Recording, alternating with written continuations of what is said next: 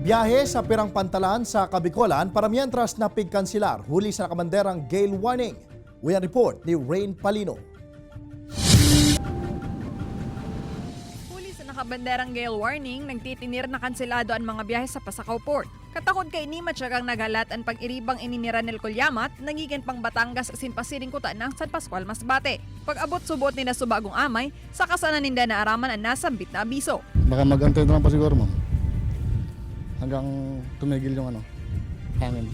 Katakot kay ini padagos man ang patanid kan Coast Guard Pasakaw sa mga parasira na daipapigtutugutan ng paglawod. Ang parasirang Serik Regalado, naabutan kan GMA Regional TV Balitang Bicolandia, na pigtatanggal ang makina kan si Baroto.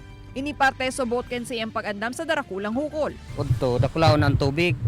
Naabot ng barot ni baka mapasa digdiyo. Gapos man ni babarahon, isasara angat ni digdiyo at tiyan pag-arali ka ng mga truck. Pasiguro ta bigla bagay di yung napusog ang alon.